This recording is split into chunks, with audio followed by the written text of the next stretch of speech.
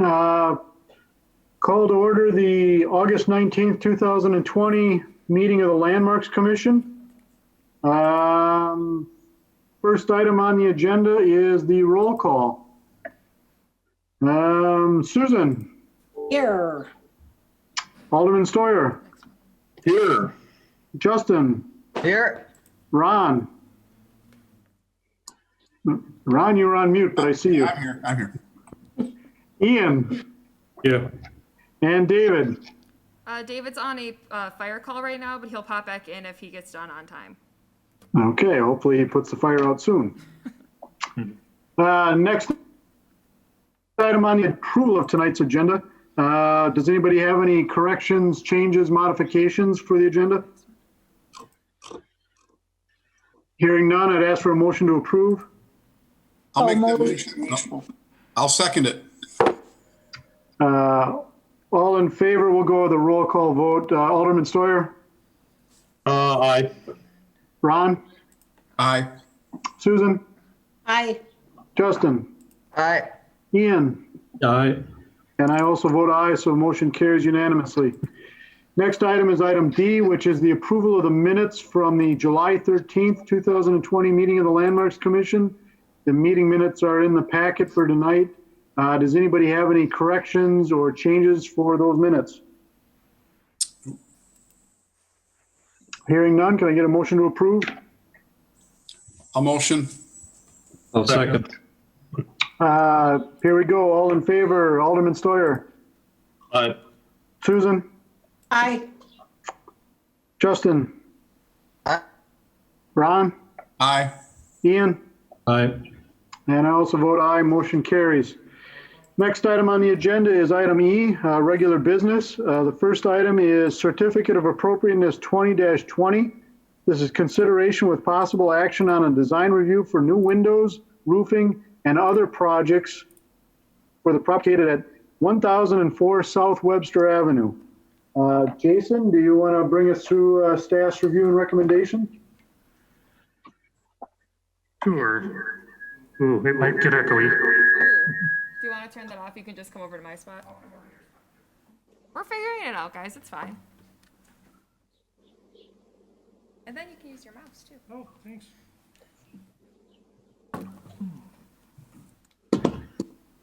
So you see here a map of the location. You'll notice that it's very close to the hospital corridor. It's right on that corner of Eliza and South Webster. Two pictures of the house. You have several more in your packet. And how do I go to the next page? Yep. So it's a mixed recommendation for you. Staff's recommending approval of the roof, although the color wasn't specified, and approval of the gutters, although the style was not specified.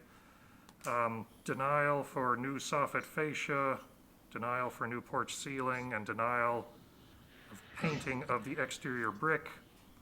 And then staff has no intelligent input on the windows and the garage door, simply because the applicant didn't identify which window was being replaced with what, and they didn't really select a garage door.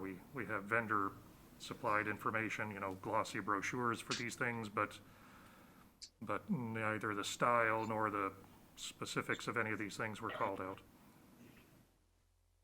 And I think we do have the applicant on the line if you do have specific questions you want to go over. And if you need anything pulled up, just let me know. I can dig into our files for that. Me, if I have any questions? Not Well, if the motion to open the commission has any floor. questions for you. Sorry, I've never been to one of these meetings before. Oh, no problem. I will second the motion to open the floor. Just put that here. And then Ron to open. Can you hear me? Hold on a second. Yeah, okay. So can I ask my questions? Not quite Paul? yet. So we have Mark and Ron motion to open the floor. So you guys need to finish up that vote, please. Where's Paul? I don't know. Paul, you're on mute. Paul, you're on mute. Sorry, everybody. We're voting on the motion to open the floor then, correct? Mm-hmm. Alderman Steuer, Yes. Ron, Yes. Susan, Yes. Justin, Aye. Ian, Yes. motion carries. So, we understand that the owner's on the line, and so if you would like to, I guess, maybe give us your synopsis of what your intentions are with the house, and we can ask you some questions and so on and so forth. Yes. So I don't know if you're familiar with Wisconsin Building Supply at all. I have my guy there, and I talked to him today about the window casings, the wooden window casings, and I do have a few pictures too if you want me to screen share, because they're very rotted, and then there's water coming in the basement there too, and so I was just going to replace them with aluminum, but he told me of a different solution. It's a composite type board, and I have two pictures of them that he sent me today. It has a wood grain on the exterior of it so that you can't even tell that it is not wood. So I didn't know if that would be an option at all. Did you say you have some photos of those windows? Yeah, do you want me to screen share? Sure. Would you like to see, okay, the windows or the material that he sent me? Both. Both? Okay. Just want to make sure you do, are you able to do that? Do you have the option? Am I screen sharing right now? No, okay. No. Let's make you a co-host. Is that, okay. Oh, How about now? great, perfect. Yep. Okay. Yep. So here's a window, and most of the windows look like this. So you can see it's rotting in the corner there. And then this is the material he sent me. Now this is just a white one that he sent me. He just sent me what was in his office, but so that's. Are you replacing all the windows in the house in their entirety? I was going to, but I was listening. I hear you guys, and I drove around the neighborhood, and I mean, you guys make everything look nice in that neighborhood too. So. Oh, the sample piece is at the new window trim? Yes, that would be the casing, yeah, around the window, yeah. Okay, so the trim, yes, the not on the window, this would be the trim that they would use this to replace the existing rotting trim? Right, yes. Okay. Like down on the bottom there. Okay, that's what I thought. I just wanted to make sure. And I could, he usually comes and measures every single window and gives me the exact details, but I wasn't going to have him come out, you know, if I wasn't sure if they were going to be approved or not to get new windows, you know, so. Then what's the style of the window besides the basement windows? Like you mentioned, you're going to replace all the windows on the house, Yes, not just the basement. So are they going to look the same as what you have now, or? I can make sure of that. Like are you saying if there's like some, what is that, the grade in it, you know, the white grade in it? The grid, so you'd have like 6/1 or? I can match if you would like that to whatever there is now. I would think that's what we would prefer. We'd like to maintain the integrity of the house and the original appearance. Yeah. And then I was curious about, I have a few of the soffit and fascia pictures too, is because those need some repair. Sorry, that was a different picture, but you can see there's water lines in these. I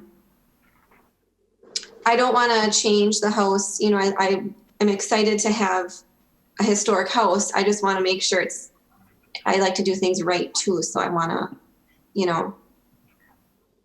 What material are you thinking of for the soffit and fascia areas? I was thinking aluminum, but I did drive around and I did see wooden ones do look nice too. So yeah, so if I could repaint them, you know. Yeah, we'll repair and paint and Yeah, yeah, I'm not opposed to that. So good. I think if the wood is in good shape, it can be repainted. I mean, certainly it doesn't look like these have seen a paintbrush in a number of years. I think I guess it's hard to tell from these photographs what the actual condition of the material is. Sure. And then as for the garage doors, there's windows on the garage doors, and I was just gonna replace the garage doors with windows too matching, just not a red color. Because I know you said you didn't know what kind of garage door I was replacing it with. Do you have a cut sheet of what the door is, the actual door you're looking at? It is on, before when you guys were screen sharing, there was a picture of it. That The was new door? The new Oh, the garage? new door? No. Yeah, that's what we're wondering what your new Oh, door looks We like. need to see what you have existing, and we need to see what you're proposing exactly. Not just a generic brochure of a door, because we can't tell from that which one of the doors you're gonna select. Is it gonna be Sure. all glass, half glass, no glass? The information that needs to come before us needs to be more specific. okay. So I do have open the garage door details that you sent over, the entire panel, and it has the 5 styles on there. Would you like me to screen share that? Is that one of the styles that you're going with?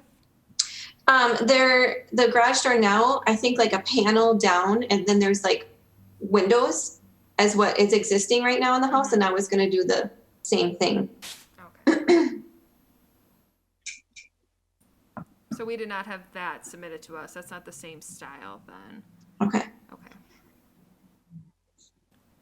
Stephanie, it's really, really hard to hear you. Me? Is it the mask?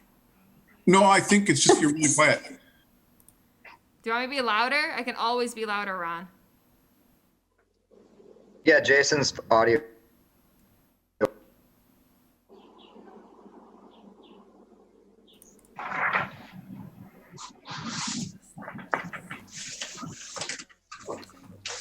So,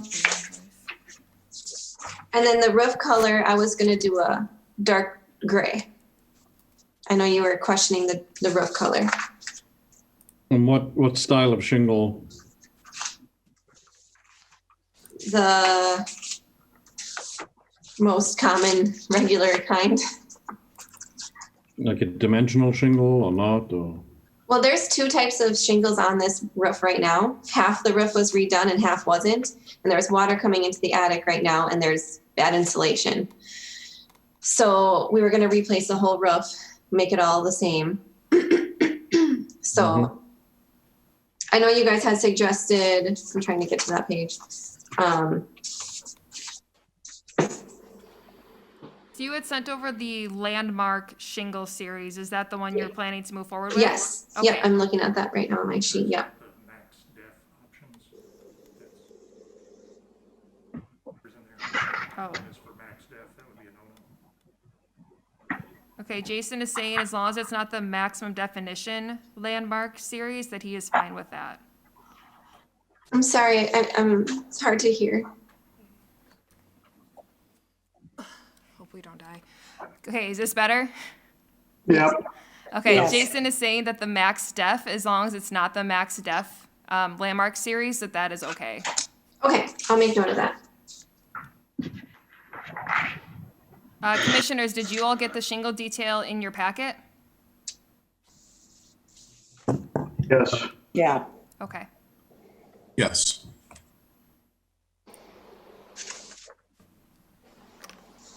And then the cracks, it says to not use too hard of a mortar to repair the cracks. That's correct. Okay. Would you prefer caulk? No. Okay. And then no painting the exterior brick, and I'm fine with that. But I can paint, like there's shutters in the front. I can repaint those if they're already painted. Okay. Yep. Okay. And then otherwise, just wondering about the windows and the casings. But are you? I'm going to have to give more information on each window before I can get that approved. Is that what I'm understanding? What, When you did it, what is your intention with the beadboard ceiling in the front porch? Yeah, I was going to replace that with a wooden look, but you suggested painting, so I'm fine with that.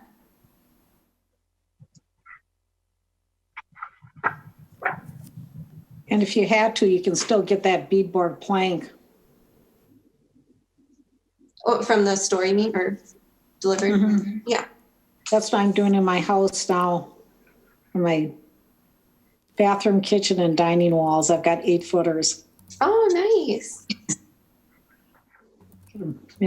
lined up here. So I know that stuff's available. So if you had to replace it, it just looks, I think in the porch with that beadboard ceiling is just such a wonderful classic look. It just has so much character to it.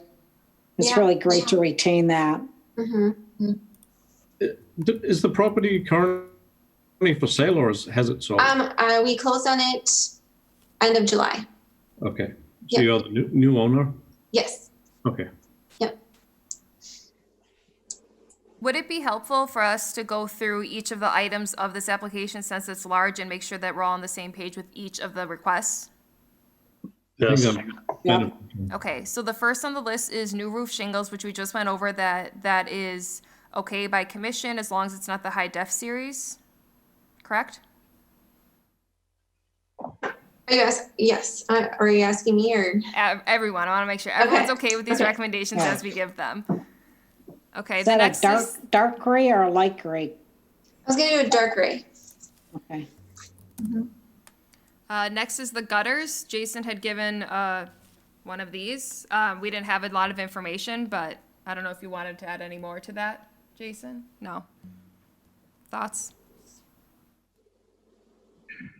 Based on the photos, it appears that it's a fairly typical modern gutter profile. And without documentation that there was something different on the house now or in the past, I would be fine with a typical profile and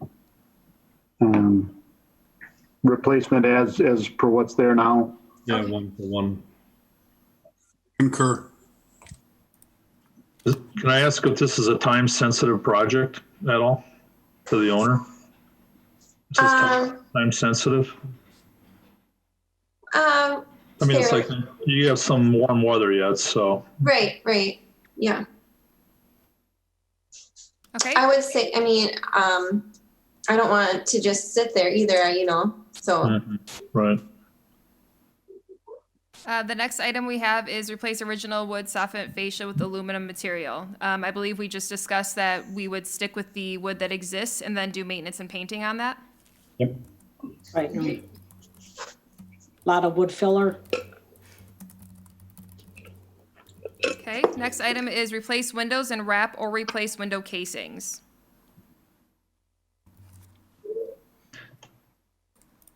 How much of the wood is rotten? I mean, it seemed like quite a bit.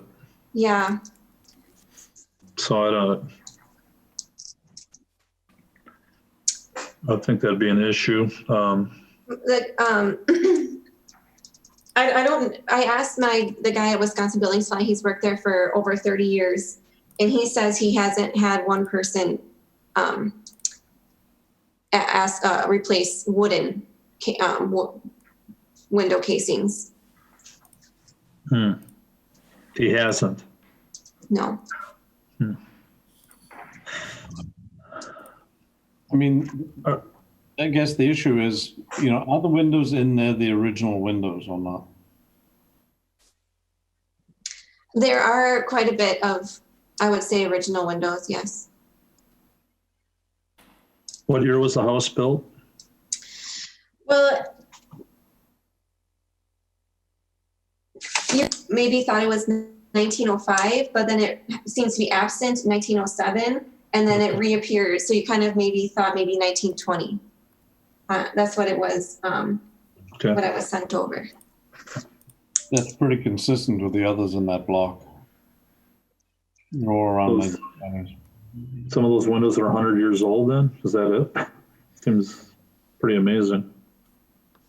I'm not a window expert. I just know that they're old windows. Mhm.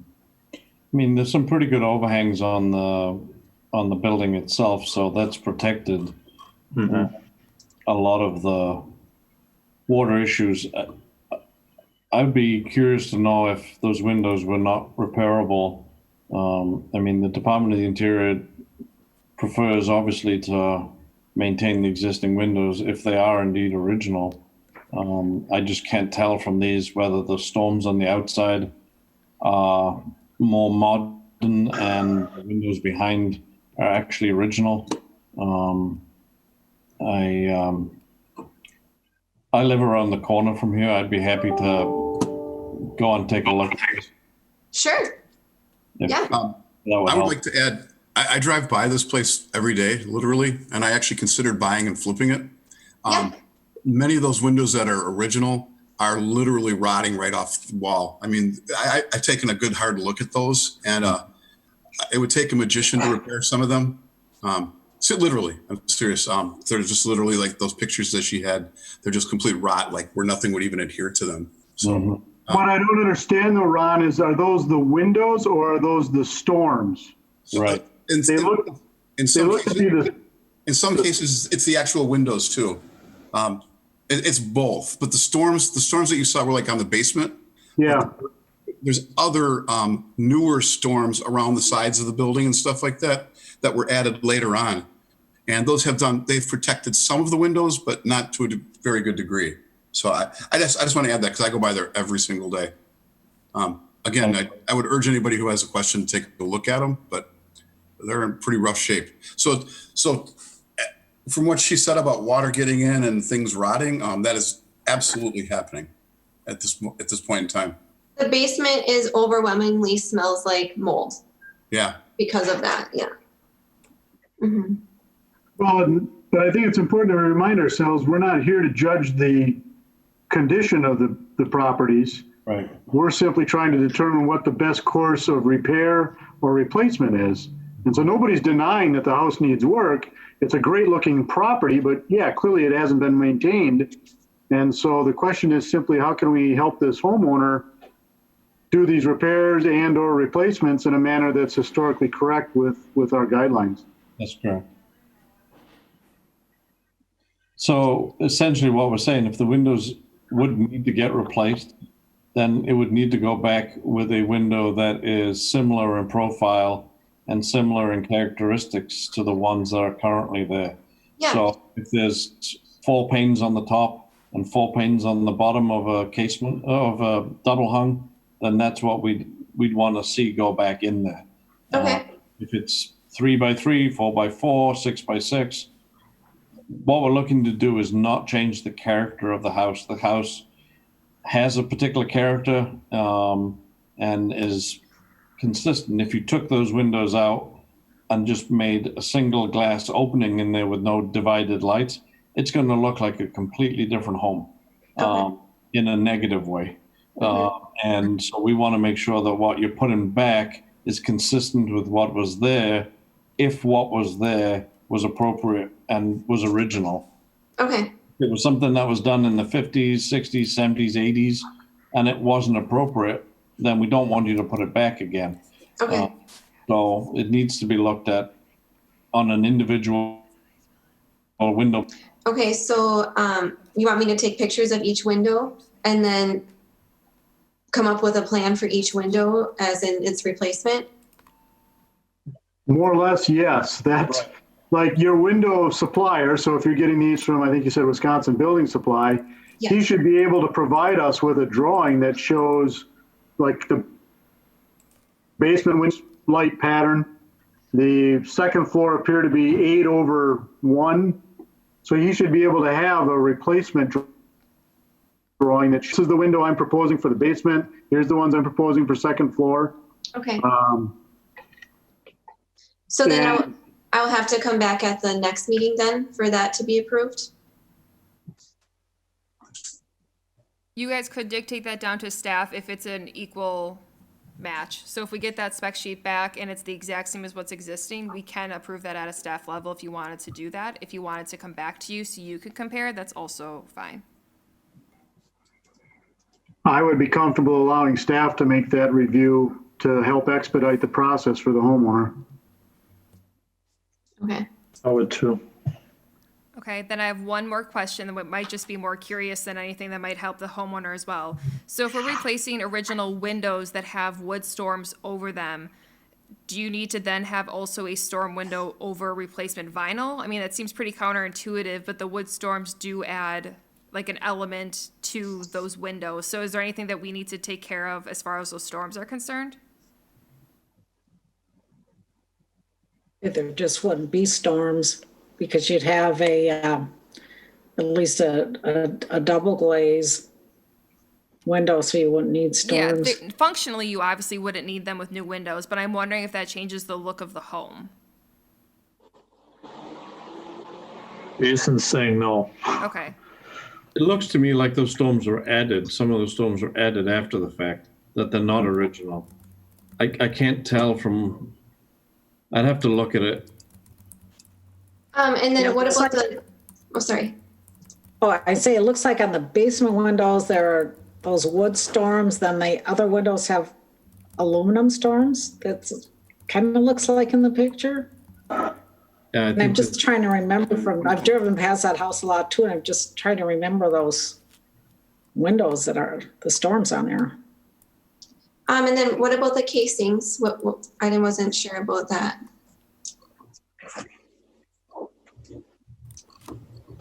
Did you That seemed okay to me. the option that my supplier sent me, but in a I mean, I don't know what color, probably white, I would say, like he sent me. I think we need to look at it, that the whole packet for the window, and kind of see what materials you're looking at for which elements of it. You know, it's challenging when we have some of the information and we want to help you get to the right thing, but if we don't have all of the info, it's really difficult for us to look at it and say, yeah, that's A-okay, when the wrong combination of those things could be not A-okay. So that's why you're hearing a little hesitation, that the packet isn't clear enough for us to make a judgment call, especially when you have a variety of conditions. It's not like all of the windows are all the same here. They're all different. Some have storms, some don't. Some of the original wood storms. Some look like they're protected more than others. So the casings too would have to be determined with each window? With the casings, you're indicating the sill or the jam around the window itself? Both. The jam around the window and then that rotting piece. So the window looks like it is a brick mold piece. If there's a brick mold on the existing windows, then the brick mold of a similar profile should be on the new windows. Yes, I plan on keeping the brick, but like the bottom part where it Yeah, is. the brick, but the brick mold is a particular piece of the window that's more decorative in its profile, that goes up and around the edge of the window. Yes. And I can see that. I think that's what I can see in some of the photographs, but it's really hard. I don't have a good enough photograph to see if that's consistent on all of them. Well, I'll just mention, just in case you're thinking that brick mold is brick, it's not, it's wood. Right. The bottom part for sure is what I know, and then Right. it's brick That's- around the sides. Right. Yeah. There'd be brick and then that brick molding. Brick mold is, was referring to, and that's wood. And it goes up against the brick.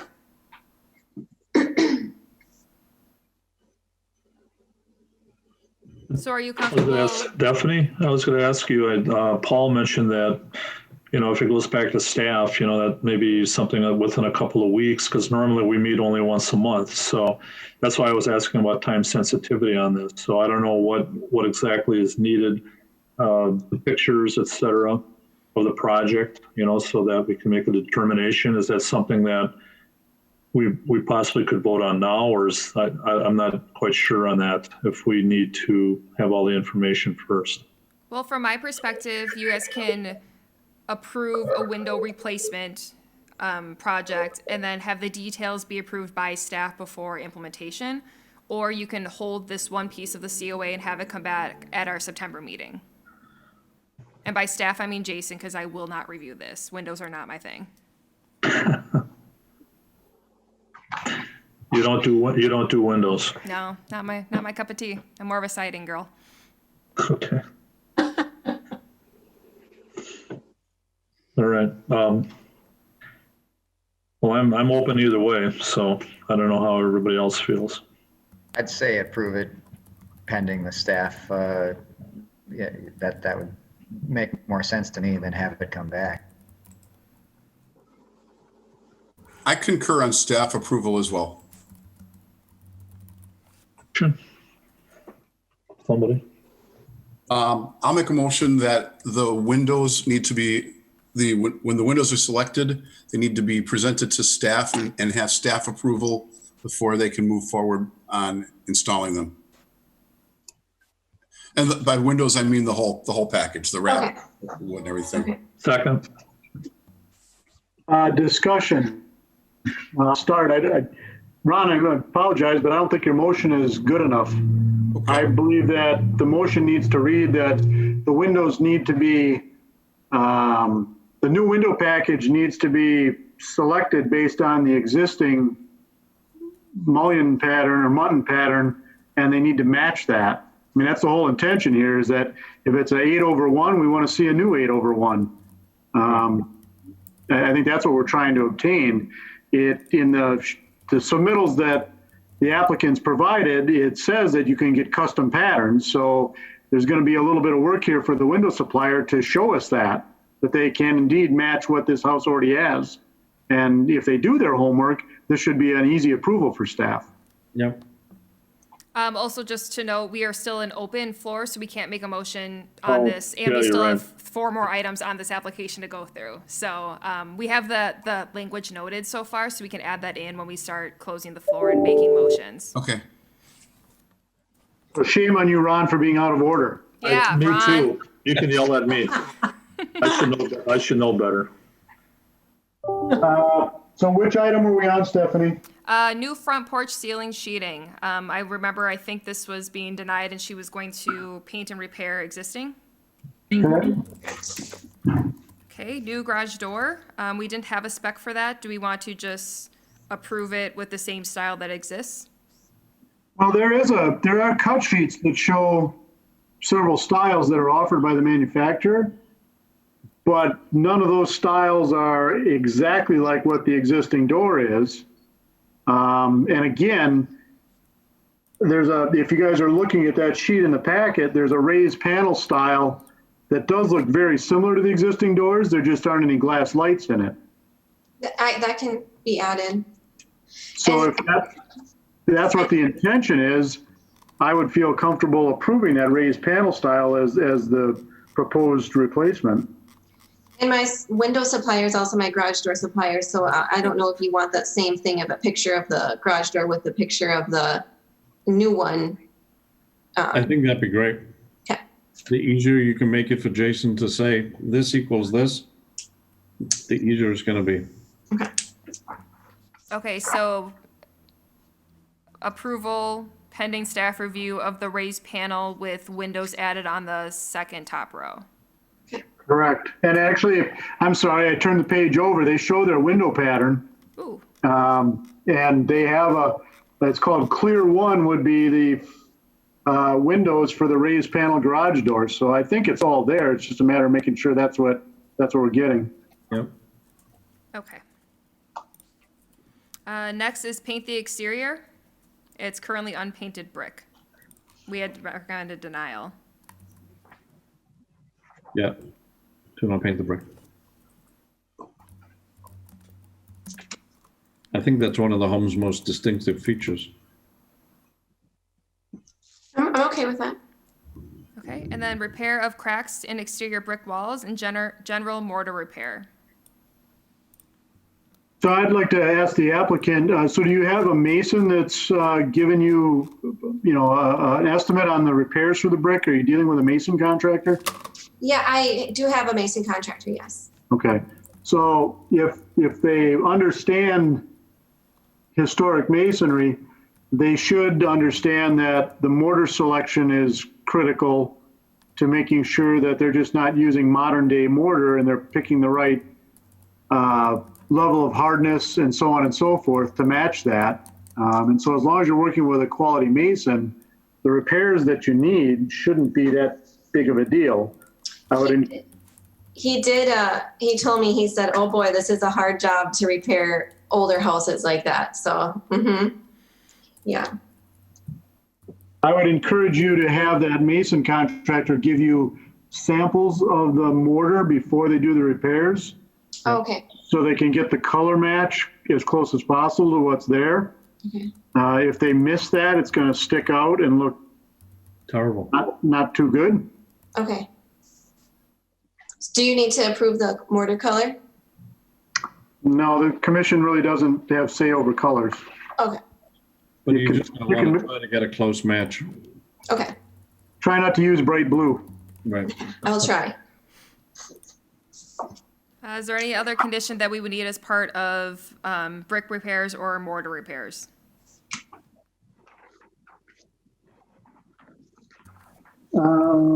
I guess I would just add, and I don't believe it's in here, but maybe Jason or Stephanie, what might help the applicant's mason contractor out is National Park Service guidelines masonry repair. Yep. It maybe gives the mason a fighting chance of getting it right. Okay. We can send that over with our COA approval. That'd be good. Good. And And the last thing was an AC unit addition, which we do not review. So we should be all set. okay. So do you want me to, do you want to close the floor and then I can read all of these back to you, or do you have any further questions for the applicant? Motion to close the floor. Second. All in favor? Aye. All right. So now I think we're looking for a motion to proceed with this certificate of appropriateness. Does somebody want to tee that up?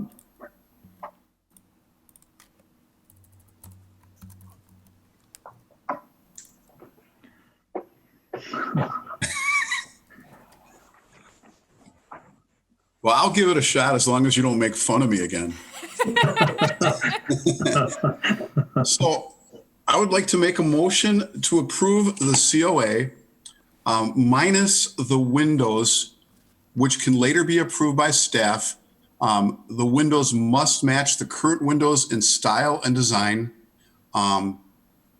verbatim, like 1 panel, 2 panel, 8 panels, whatever they might be, and with the appropriate materials and masonry, or looks, I should say.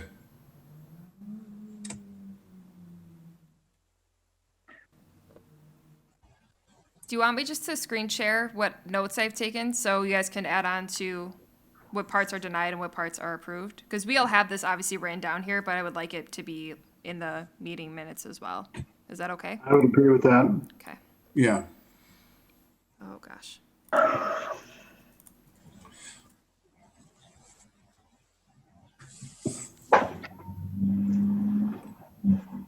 So we basically have approval of the roof with, as long as they don't use the Max Def series. Gutters are okay. We're denying the replacement of the soffit and fascia. Generally approving, but giving staff approval to the new windows and window casings. Denying the porch ceiling. Approving the garage door with the understanding that staff will have final approval on the raised panel with the clear one option in row 2. Denying the exterior paints and approving the repairs to brick and mortar, suggesting that the applicant has a color sample match done first. Beautiful. So Ron, are you amending your motion accordingly? I am amending my motion accordingly to match exactly what Stephanie just read off, which is highlighted in red. Is there a second to the motion? I'll second. Second. Is there any further discussion amongst the commission? Okay, then I call a vote. Alderman Steuer? Aye. David? Aye. Ron, Aye. Susan, Aye. Justin, Aye. Ian? Aye. I vote aye as well, so motion carries unanimously. I'd encourage the applicant to work with city staff on some of those outstanding items, and congratulations on moving into the neighborhood. You've got a great house. Yep. Thank you. Yep. Okay, we're on to agenda item F, the informational level stuff. First item would be staff level certificate of appropriate applications. Jason and I just both looked at each other blankly. There are some. Did we put anything in the PowerPoint? I don't think we did. Sorry, guys. This is a rough meeting. There's a page in the packet. Yes, it's in the packet. We approved things. I think it was a lot of roofs. Yeah, there were 2 roofs, at least 2 roofs, and 2 other very boring things. Some siding repair with identical siding, and I forget what the other one was off the top of my head. 3 roofs. 3 roofs. 3 roofs and 1 siding. And that is your staff level COA update. Sorry, guys. We didn't have any photos ready for you. Next item would be item F2, raise and repair orders and demolitions. It looks like there were 3. Yep, and we do have that. There you go, Jason. Oops. Yeah, there wasn't anything critical to the historic infrastructure of the city of Green Bay here. 3 houses, the 720-726 Doty. These are 2 pictures of that. Then 1846 Deckner suffered a fire. We have 2 pictures of that. And then 1318 North Irwin is surprisingly distant from the street line, like it's one of those houses that's set way back on the property, so I couldn't really go sneak around to get photos, but you have the raise repair order reasons in the packet, so I presume them to be accurate. So in case you couldn't hear him, there's no loss of historical integrity in the city with these raise repairs. Okay. Next item on the agenda would be item F3, staff update. Do we need to receive and place on file? Oh, thank you, Alderman Steuer. I'll make a motion to receive and place on file. Second. Okay. All in favor? Aye. Aye. Any opposed? Motion carries. Do we need to do that on number 1 as well? I don't know if we needed to receive and place on file as well. Was that a real report, our COA report? Because it didn't feel like it. Okay, I wasn't sure. Feels like a circus mostly over here. You look- Okay, I'll make a motion to approve and place on file the circus for F. All in favor? Aye. Aye. Aye. Any opposed? No, I can't. Just kidding. Motion carries. Item F3, staff update. So I have one item for staff update that I'm going to hand it over to Jason. So after last meeting, we had 2 applications that came in as people who already started work without a COA and without a building permit. And David had reached out to me to ask what kind of actions we take or what we can do to do further education. I feel like everyone's gotten letters. Everyone who owns a historic property, in my opinion, has a lot of information about how they own a historic property. But this kind of sparked the conversation of what can we do for further education and outreach since we have 0 budget. So I contacted our assessor's office, and I'm now going to be getting a monthly report on all new historic properties that were purchased. We don't really have like a handover process when it comes to real estate as like, hey, you own a historic home, this is what it means. And that's been a piece that we've been missing in the puzzle too. So I will have that monthly report done. And I think for right now, I'll probably just do a base letter and send them like a COA application and say, hey, your house is in this historic district. And then I'll send them their property detail sheet and then walk them through the COA process. So that's my idea so far, is just to make sure we're catching those gaps of new owners. If you guys have any further ideas on free education and outreach things or minimal cost, that's really just my staff time, please send them over to me. I think that capturing new ownership is a really easy solution here because we have the ability to do it. Because it's just a letter. It's not like it costs us a lot. And it's something that can be expanded. When I was working in Beloit, we gave them a whole welcome packet. We went to their front door, we introduced them to their district, we gave them any information we have on their house, and they got a plaque, and it was a whole thing. Obviously, Green Bay is much larger, and we have a lot less staff power here. But if there's anything else you guys can think of as far as just things that we can put on our website or other really easy education things to make sure that people who are in historic homes know that there is a process so they can stop skirting the process, please send those over to me. I think it would be good to reach out to some of the local building supply houses and educate them on where the homes are. I mean, the glossy brochure is a great giveaway from the building supply to the homeowner.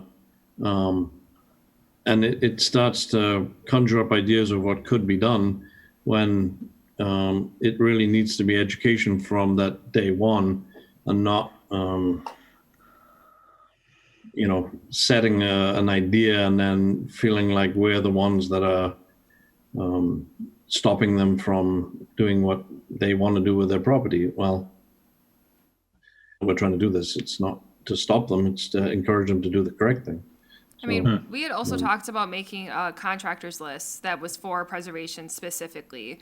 I think we all know that there are very limited people who work well in this field. So we had originally talked about that with our legal department. They kind of gave us we shouldn't be backing people, but I know that there's a way around it because Beloit did it. And I think that would be really helpful, especially when it comes to window contractors. I mean, like, there are people who will come and fix your originals if you don't know how to. So I think that maybe we could further explore making that list again. Because this last week I got an email from a painter who's like, I specialize in painting historic homes. Do you have a contractor list? And we don't. And that, I can keep track of these internally, but I still, as a city staff person, can't share those out as recommendations. It's against the law. So I think that maybe if I can find out how Beloit did it and had their commission make this list, then that might be something we could also do that's a free educational component to this. The state of Wisconsin does it in a manner that that basically everybody is approved unless they're on a not approved list. So you could have a not approved list. That would be fun. Okay. That would be big. Was there, Stephanie? I was going to ask Stephanie a question. Yeah. Stephanie, you said that in Beloit you had some kind of a list of contractors and that. I know that the Brown County Trust have been looking at putting together a contractors list that way, but I know how you feel when you say that you can't show preference. But if you just threw it all out there and then let the citizens choose who they would like. Yeah, I think as long as it's done as an opt-in, that we can't keep anybody out unless they're not licensed, because that's a requirement through the city. You have to be licensed to do the work. So I think that if we just put it out there and said, hey, we're looking for people to be a part of this list, so that way people know to contact you for their historic home. Do you know who's working on it over at the trust? I can just touch base with them. Well, we're kind of in limbo because the entire board's been on the board for 9 years. So we're kind of with the pandemic, and also we have to get off the board for a while. I think we're kind of in limbo right now, but I think when it restarts, that will be something that we'll be looking at. So that's something that we could do and we could share, hopefully. That's been one of our goals, to do that. Okay, I'll look into that then. What's that? I'll look into that. I'll stay in touch with you on some of that. Okay. Sorry. Just to add to that, I guess, I just pulled up their website, and I do know they were trying to assemble a list at one point, but they don't have anybody even shown. No, like I said, we're in limbo right now, Paul. Sorry about that. We all kind of stuck together for 9 years, and finally we said, hey, we got to get off the board. So we're looking for new people to come in, and I think we'll reprise it again. So hopefully soon. Okay, next Jason has an update for our historic survey stuff. So I'm gonna let him take over.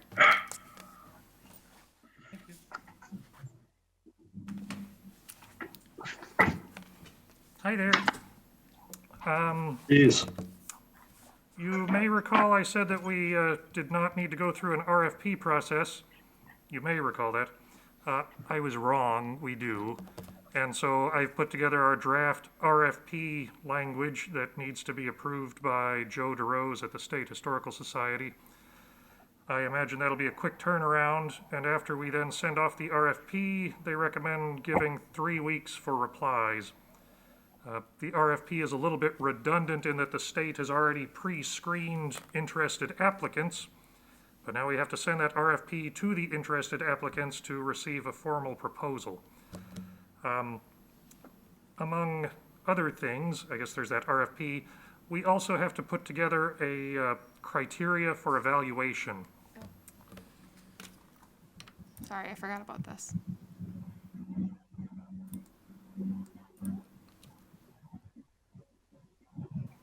And for that, I guess I'd appreciate any input that you might have. What criteria are important to the Landmarks Commission members in evaluating respondents to our request for proposal? And here I just began a rather short list of things that I thought would be important, but I imagine you might have additional items.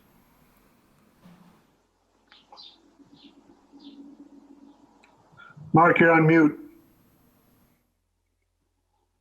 Sorry about that, Paul. Thank you.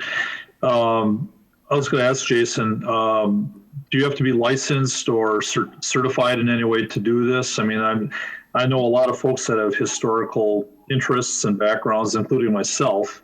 I don't have a degree in it, but I'm just wondering if, I was even thinking like throughout the city of Green Bay that you could go through various neighborhoods. Like I'm in District 10, and that's fairly 1960s, 70s, 80s type buildings until you get past Oneida Street. And there's quite a few that are very interesting. So I'm just wondering if we can help with pictures like in each district, or is that something that would kind of get in the way? I've been thinking about this for a while. A lot of times when we tried to get a historic district into place, they would say, well, it's been too long. These buildings now have siding on them. They've lost their integrity, so to speak. So I think some of us would be interested in helping a little bit with the research ahead of time, or do we have to go through the process where we have to have registered people from the state? Well, I guess, given that we're spending other people's money, the real answer there is that we wait and see what each of these companies proposes. If they're proposing that we help them, that should be in the proposal. To answer your question specifically, is there some sort of professional qualification requirement? Yes, there is. The Secretary of the Interior has professional qualification standards for jobs like this. And the State Historic Preservation Office, in their pre-screening of the applicants, has identified that all of the approved applicants so far meet the professional qualification standards set forth by the Secretary of the Interior. So, they have standards for architectural history, architecture, archaeology, that sort of thing. And all of those 6 applicants that we've seen to date satisfied those professional qualification standards. Now, does that mean that each member of their team has to? I doubt it. You could have one professionally qualified person and a team of 20 interns taking pictures, or 20 volunteers, or what have you. Regardless, I think where we're at now is if they want to propose that we help, we wait for them to propose it. We don't offer it ahead of time. Okay. What about using our 1988 intensive survey to borrow from? Is that so out of date that it might not work? I still use that quite a bit. I use it too. That's provided as additional background information in our request for proposal package. So, Okay. If the respondents want to use that as the jumping off point, which I imagine they will, then that's great. Okay. Just to add in a little bit, so usually when we do all of our planning, sorry, Jason, our planning master plans, we also have that in our proposals, like how much of our staff time are you proposing that you'll need? Because you can usually get it for a cheaper cost if you have a ton of staff who could do the legwork of making maps and printing documents. In this situation, though, it's me and Jason, and this is maybe 10% of my job. This is 10 hours a week for him. So we have a very limited ability to say, yeah, for sure, for 10 years, we're going to have staff that can help you with this. So I think that we want to be open to that in case they're like, yeah, if you guys want to get a horde of volunteers and make it a community effort for photos and easy stuff. But when it comes to the hard stuff, we really don't have a lot of staff time that we can offer to doing this. So I think we want to be open to it, but not expect that that's a good route to take, because we don't even have like our group, like the Landmarks Commission doesn't even have a solid volunteer base. You know, we don't do that kind of stuff. So that's kind of a slippery slope if we go that route. Well, what about approaching the neighborhood associations? You know, some of that. I realize there's a lot of other projects that they have, but you know, that could be a directive. Yeah. You know, and it could be over a period of a year. I You know, certainly where you don't can deny say you that can go take pictures. there are And, people who want to help. I just don't want to get it in a contract that says you will provide however many hours per week, per year, when we don't have the capability to say, yeah, for sure we can do that, because we don't have the staffing for that. So I want it to be something that we can use as an option, but I don't think that it would be smart for us to seek that out or ask for it. I concur. all right. Just opining here. Oh yeah, for sure. I like saving money, so whatever.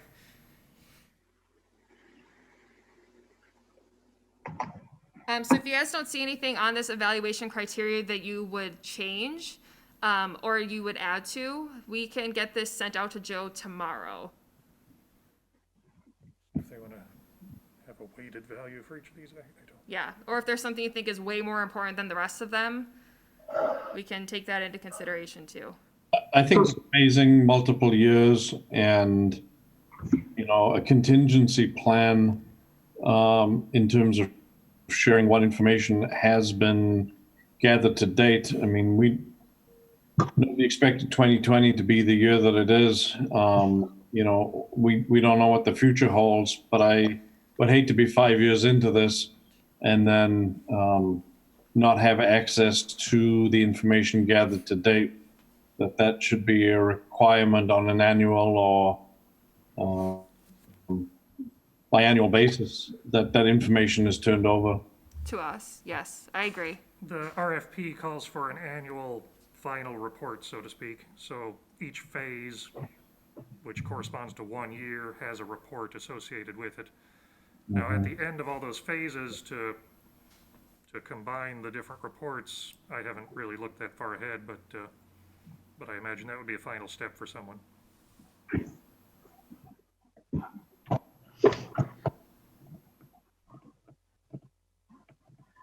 I think if there's a way to somehow,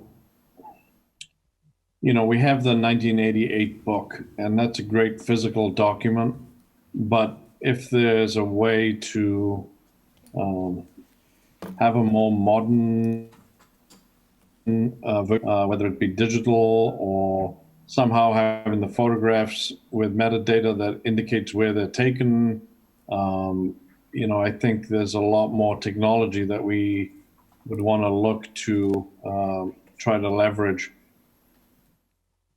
I agree. So, and even in our planning department, we are going to be redoing our comprehensive plan soon, and we are going digital with it. We'll have a very short printed version that's available, but mostly it'll be something that you should be able to digitally be able to access. And I feel the same about this, because it very easily then leads into doing tours and story maps and those sorts of things, which is way more accessible at this point. A 400-page document isn't getting anybody anywhere anymore. So if we all agree as a commission that there should be priority given to a more digital format, I would support that. And we can insert some I think it language in should the be digital, RFP. and it needs to have an index, which the 1988 one does not. I can spell. That sounds good to me too. Yeah, that's a good idea. So like with index and then maybe an additional mapping option, because we just created a story map on GIS and they're so cool. I mean, you'd like click on the map and everything you know about that parcel pops out of it. It's a very cool option, and we can Yep. make those here, but if someone will do it for us, that's way better. So, You're not gonna use my manual maps from 1988 that I drew up? Do you want to recreate all of them, Mark? We'll totally do it. No. Go digital. Stephanie, I heard you say that you guys would like to get this sent out tomorrow. when I look at the evaluation criteria, and I assume there's more of the RFP that we're not seeing. Yes. Do you want to look at it? It's cute. Well, before you don't, I guess my point is that, yeah, I totally agree with the digital format with index and mapping, but that's really not the evaluation criteria. That's a requirement of the deliverables. And so, you know, the assumption is that anybody applying or submitting on this RFP can deliver the deliverables. I can't believe I just said that. They can provide us with a deliverable that's in digital format with index and mapping. That's not that shouldn't be even open for question. That's if they can't do it, they shouldn't apply. Is that You know, how a we want couple to other go, things, though? like when I look at adequate number of qualified personnel assigned to the project, does the RFP determine what we think an adequate number is and or what the qualifications of the personnel need to be? No, and that's perhaps for the best, because if one company has one person and another company is offering up 4 people, well, that allows us to make the differentiation between them and to justify our decision. Okay. I guess the simple answer there is that we're spending federal money and we have to be able to justify our position in a court. So I don't know that we want to specify too much about here's the minimum number of people we think is necessary. It's best just to let them come back and either, you know, hang themselves or show us a really good proposal. That seems to make sense to me. Well, what I'm concerned with would be, how does a firm that maybe has 3 people total staff compete or justify why they're qualified if they're competing against a firm that has 100 people in it? Well, Somebody might that's look why at it that, well, certainly bigger is better, and that may not be the case for something like this. I agree, and that's why that's not the only criteria to be evaluated. We don't want to put our whole decision justification on that and that alone. Okay. A company could hire based on the projects that are on hand, you know, I mean. And it's based over the 9 years or multi-phased, because that's the rate at which we can get the funding for this? Yes, in the absence of a dedicated city budget line item to cover any additional costs, then we're linking ourselves to how much and how often we can get money out of the state. And so if a client came, or the respondent came back and said they can do it in 5 years and not 9 or 10, would we be open to that, and could we support that, or is it, that's not even an option? If they can do it in 1 year at $33,000, go crazy. Like, we don't care how long it takes them, but it's the budget. If they can do it in 5 years with the same budget as someone can do in 10 years, that's important to know. But the budget amount per year is not going to change. It's going to be around 30 grand. So I don't really think that we care how long it takes them or how short it takes them, as long as they have a very realistic understanding that we may never get city funding for this, and it may all be grant funded through CLG. Can I interject a little bit? Being on council, you know, I've gone through 8 budget cycles already, and we are now coming up with a 5-year capital improvement program, which makes it a little easier, I think, to budget for things. So I'm just wondering if we have tight budgets, no doubt about it, but I'm just wondering if we put our heads together on something like this is something that I might be able to pursue in a budgeting format for the city council, even if it's a small amount per year, but over a 5-year period, we might be able to do it. Just your thoughts.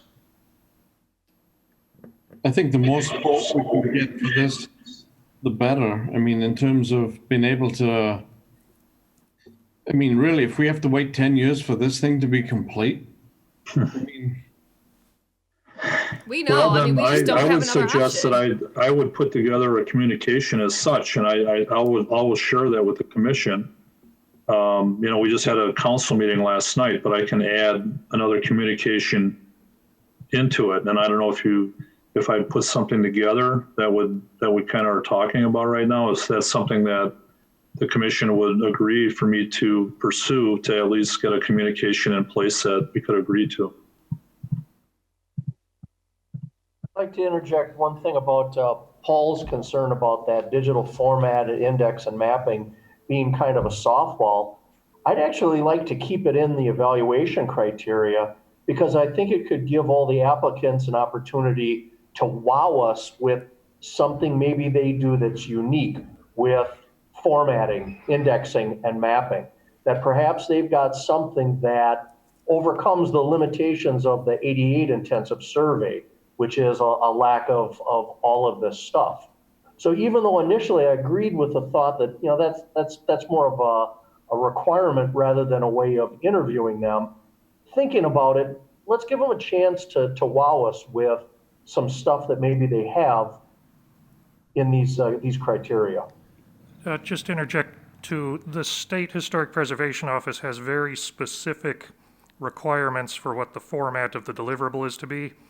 I haven't gone over that in a long time, but I guess I caution you before we get too excited about GIS linked, an app for visitors to take around town and that sort of thing. I don't know that the grant necessarily is willing to pay for that, so I'll have to take a look.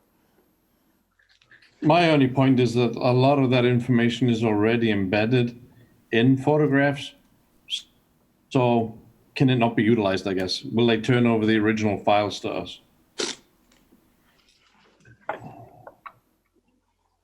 We can put that in the RFP materials and say that they shall. Right. I mean, once it's in a PDF, you've lost all of that information. So you're looking for the raw data contained in the actual photographs themselves. Yeah, that's a requirement that we do for all of our planning documents, that they have to give us all formatable data at the end. So we could just pull that language from our other RFPs in my department. Okay. Does the RFP explain to the applicants that this is going to be a multi-phase project and it's only funded 1 year at a time by federal grants? Yes. Okay. And we get extra money, so like I mentioned in the budget, if we somehow got that in our budget, would that be a possibility to add that to that? So should that be in the evaluation criteria, flexibility if more money becomes available? Yes, something like that. I mean, it's not a slam dunk by any means, but I think if you had that option open, I think we could pursue that.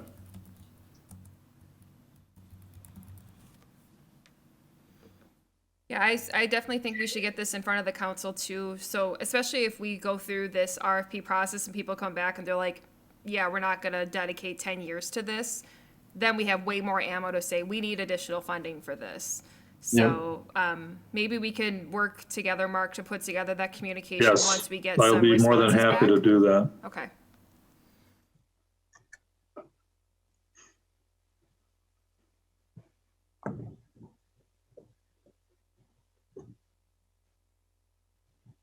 Okay, any other comments? Do you want to show them the RFP or not? So if you guys are okay with this, Jason and I will work on this tomorrow, and if we have any major questions or stumbling blocks, we will send it out for review. But if it's okay with you all, we will just get this done as soon as we can. We are just a little bit behind, so we'd like to get this in front of Joe sooner than later. Do you need the question marks after each? That sounds like we're not sure what we're doing. I Oh, don't this know. will be edited to high heaven before we send it anywhere. Don't worry. These All are right, mostly I'm the just thoughts of wondering. us. All right. Looks good though. Thanks, everyone. Very good. Date of the next meeting is scheduled for Wednesday, September 16th. Anybody have any issues with that at the moment? At 4:30, right? 4:30? Correct. Okay. Sounds good to me. If nobody has anything else, I'd ask for a motion to adjourn. So moved. So moved. Second. All in favor? Aye. Motion carries. Thanks, everybody. See you next month. Thank you. Take care.